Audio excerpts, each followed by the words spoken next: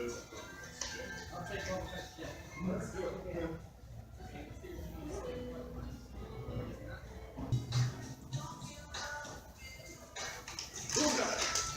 gosh. Sorry about that. Oh yeah, I got that one. Oh gosh. Hey, what's up, comic book peeps? Welcome to Direct Edition. The channel is Fred Hall Direct Edition. In today's episode, we're just going to be doing what we usually do, and that's a comic book haul.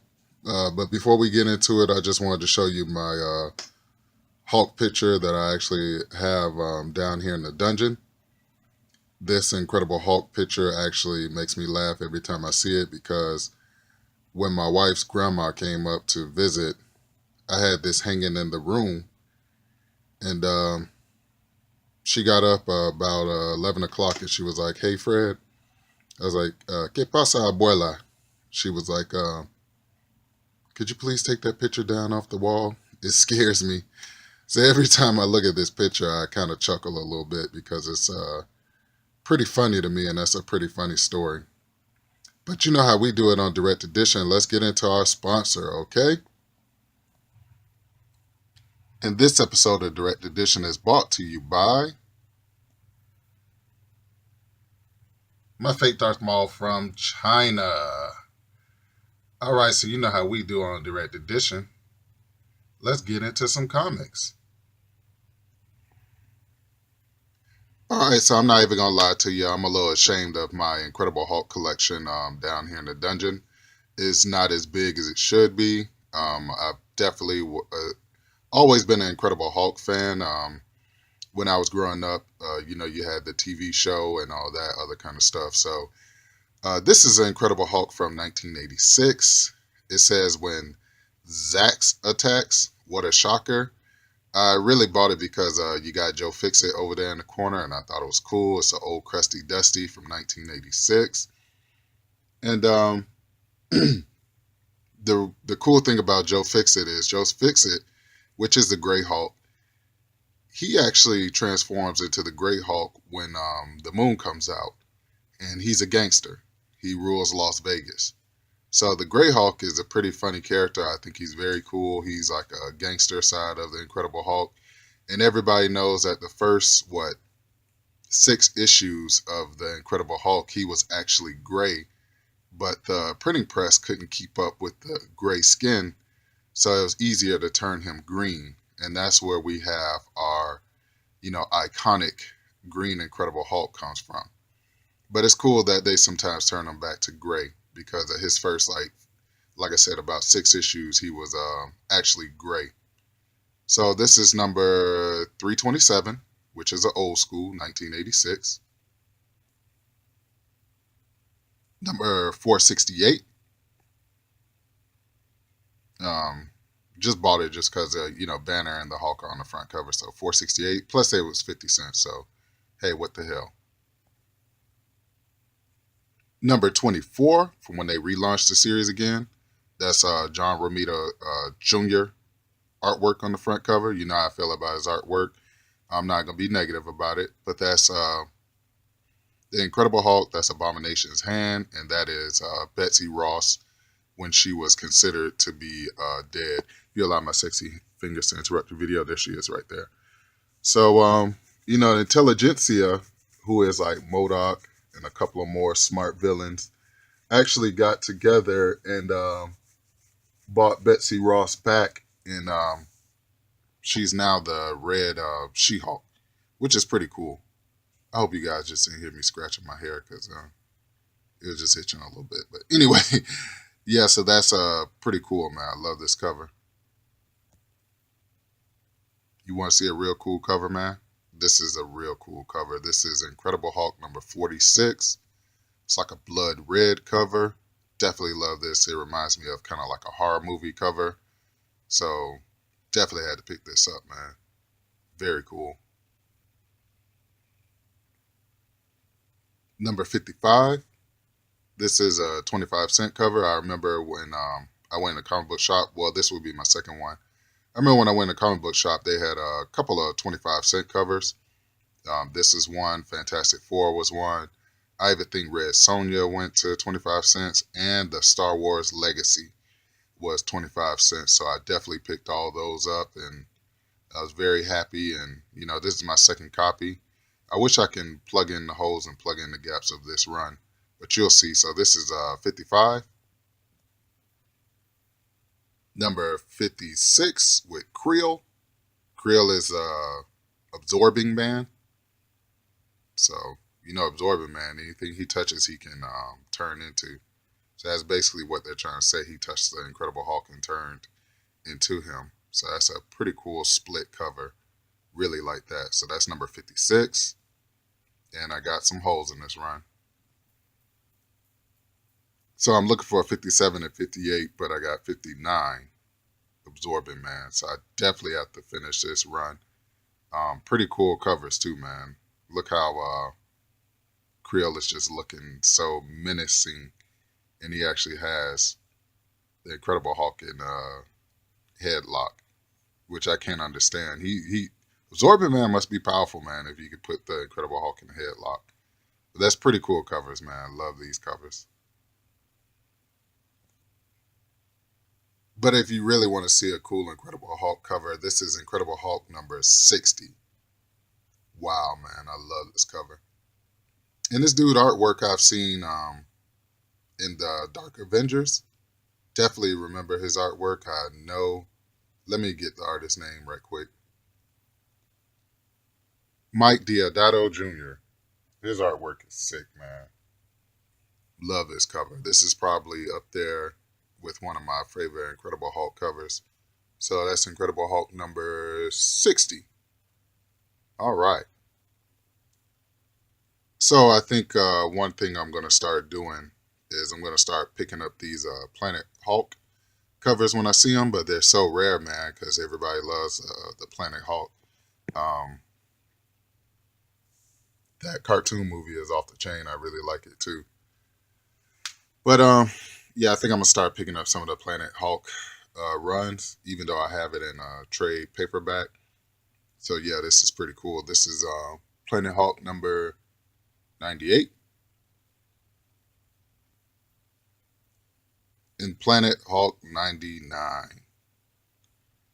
All right, so that's the end of this Hulk run. Let's get into some more titles. Switch it up for a little bit. So everybody sleeps on this title. Yeah, I know that Supreme was just like Superman and all that. But when it first came out, man, I tell you what, Supreme was, wow. He was just so ruthless and such a good character until they I think his first 5 or 6 issues were very, very solid. I loved them back in 1992, or it was 1993. Silver cover.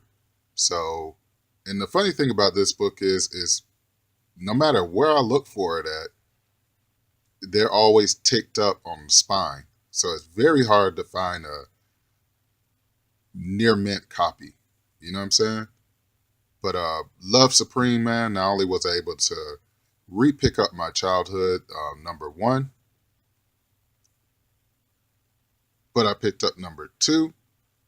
And the good thing about Supreme that I remember, or one of the things I remember about Supreme, is when he went in the airport and stopped these terrorists in the airport, the guy actually did a tornado spin, and with his hand he sliced through the guy's heads. That's how powerful Supreme is. Supreme's like a evil Superman, but still a good guy. So number 2. Number 3 with Bloodstrike. You got your fake Wolverine down there in the corner. But look how Supreme's holding this guy's head. That's what I tell you about the airport incident. They were like, hey, you're out of control. And the second book where he's actually cut across the chest, that's when Supreme was fighting this superhero group, and he's never seen his own blood. So when he got sliced by one of the aliens on the superhero group, he actually freaked out a little bit. He went into a little bit of shock because, like I said, Supreme's never been hurt. He's the ultimate superhero in the Image universe. I wish they'd bring him back, man. I'd definitely buy his run if they bring him back. So What's that? Supreme number 3, Supreme number 4, where his supervillain actually beat his butt. So that's Supreme number 4. Pretty cool. And lastly, Supreme number 7. And this is where Supreme got pretty like weird and wacky after number 7. Like I said, his first, couple of books were solid. Then he like lost his powers and had like this hammer, kind of like Thor, with like a longer, what do you call it? Where you hold it, a longer handle. So it was like really weird, but man, he started off real strong. Like I said, if they bring Supreme back, I'll pick it up. So Supreme number 7. I always run across this book for some reason. This is Tales of Asgard, 1983. Is it number 1? Yeah, it's number 1. So I always run across this book, and I just decided, hey, I'll pick it up again. So it's probably be my second or third copy of it. But pretty cool, man. It's an old school, crusty dusty, 1983. Tales of Asgard. And I decided to pick up this Green Lantern because, like I said, I don't have a lot of his run. I definitely want to get his newer run in the hardcover, especially because they bought back Parallax. But this is Tales of the Green Lantern Corps, Ion, number 1. You have Kyle Rayner on the front cover. Very cool, man.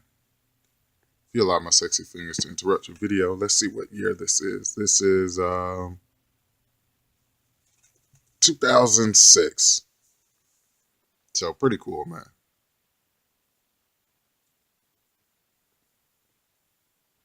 Okay, so I'm looking for another copy of this book. This will be my second copy. This copy is not that beautiful either as my first copy. But this is Captain America number 367. You know why this cover is cool. And this is one of my favorite Captain America covers of all time. Beautiful.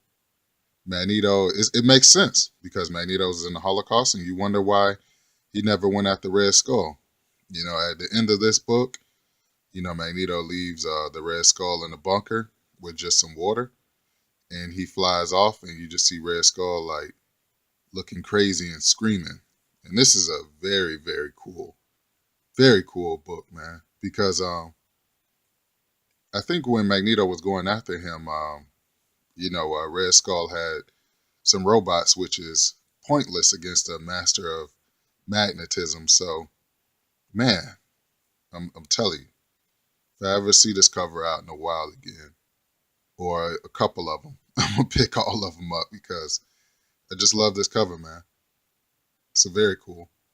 Captain America number 367. Let's see what year it is. 1990. So very cool. Happy to pick this up again. And this channel wouldn't be direct edition if I didn't show you one of the cheesiest 90s ever. This is Captain America Cap Wolf, which actually has a Marvel Legend that came out. I still haven't yet to buy it, but I think if I find it for real cheap, the Cap Wolf Marvel Legend, I'll go ahead and pick it up because this is where it comes from. It comes from this storyline.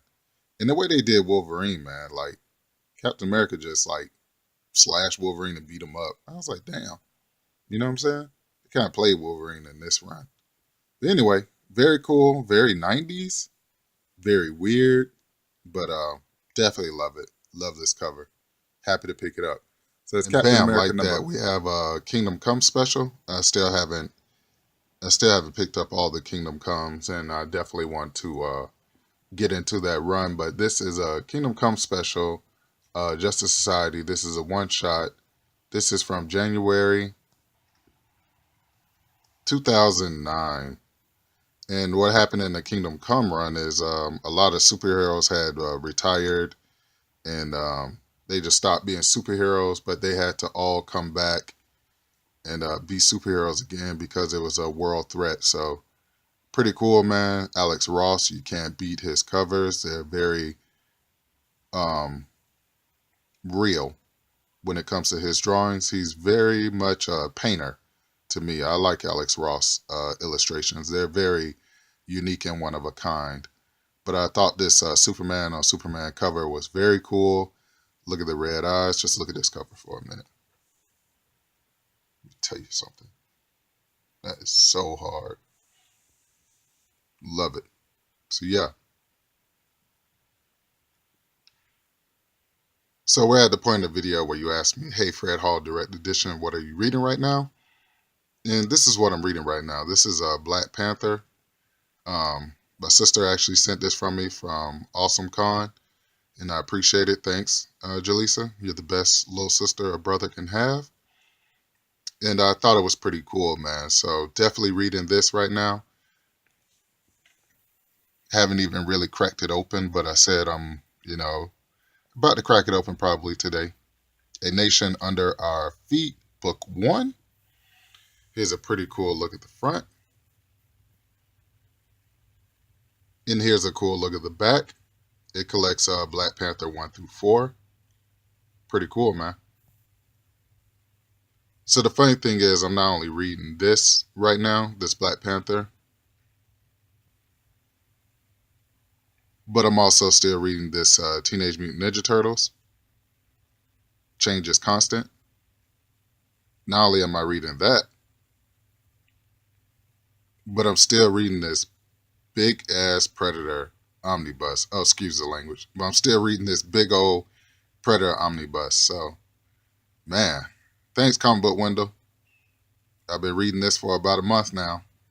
But, hey, the book is good, man. I didn't know that they were going to touch on Arnold Schwarzenegger's brother, Dutch, in the movie. His name is Dutch. But this book touches on Dutch's brother and how they, Dutch went AWOL after the first movie. So here's a cool look at the front. And another cool look at the back of the books. So let's do what we do. Ladies and gentlemen, let's get into your main events. Now, if you want to know your best Thor storyline ever, this is it. That is Gorg, the God Killer, on the front cover, battling Thor. And he's the reason why Thor is unworthy right now. That is what Nick Fury had whispered in Thor's ear. He whispered Gorg was right. What happened was Gorg was an alien, and he had all these events happen to him, like his wife dying, his son dying. And he began to say that, hey, the gods do not look out for the average man. And so he became so mad that he started killing gods. And as he killed gods, he gained more power. And then he ran against Thor. And Thor actually actually absorbed his power for a minute. But it's a very, very good storyline, man. I love this cover. When I saw it in Second and Charles, I actually, when you're collecting and you run across a book that you like, you're like, oh man, or yes. I burst out and I giggled like a dolphin when I found this book, man. This book is everything to me, man. I really love this run, and I'm looking forward to picking up more of these Gods of Thunder. But if you really want a good read on Thor, besides Unworthy Thor, definitely get this. This is Thor God Killer, Gorg. Very cool. So that's your first main event. Your next main event is going to be Dark Avengers number 11. This is a very, very cool cover, man. I love how Norman Osborn actually has the Spider-Man costume on. This almost reminds me of a cover swipe from the first Spider-Man, Spider-Man number 1, but I don't think it's a cover swipe. I just think it's just cool like that. So this will be your second main event. We have 3 main events, but if you have a chance to pick up Dark Avengers, that's one of the best Marvel runs in a while. It was pretty cool. It's when Norman Osborn actually took over S.H.I.E.L.D. and turned him into Hammer, and he had his own Dark Avengers, which was like Daken, Wolverine's son, is Wolverine. You had Bullseye as Hawkeye. You had Moonstone as Captain Marvel. You had Venom, the Scorpion Venom, Spider-Man. You had Ares, the God of War, and you had the Sentry. So it's a pretty cool run, man. Love this cover. Look how sick he looked. He's looking so sick. And yeah, that would be the second main event. And boom, there you have it. Batman the Dark Knight #1. I freaking flipped when I seen this. It was $5. But remember, Second and Charles had the you buy 4 used books. The rest of all of your purchase will be 50% off. So I got this book for $2. This is a very valuable book as far as I'm concerned. I really love this book. And always wanted to kind of catch, a first Batman, especially a Batman the Dark Knight. So there you have it. That's your main event. David Finch. Very beautiful, beautiful cover. So, and I think it goes good on eBay. I still haven't eBayed it yet, but if it's $5 in Second and Charles, that means that it goes pretty good on eBay because Second and Charles always undercuts eBay prices, which I really appreciate. And it's so random. You never know what you're going to find in there. So I always like to go to Second and Charles, not for new books, but definitely for back issues. So pretty cool. That's your main event. Batman the Dark Knight #1. Love this book. So once again, I'd like to thank you all for tuning in to another episode of Direct Edition. The channel is Fred Hall Direct Edition, man. You guys be safe out there. And remember, focus on the ones that show you love, not on the ones that don't show you love. Don't let them distract you, man. I pray that you all be successful. And I will catch you guys later. Be safe out there. Don't spend too much money. Keep it pimping. Peace.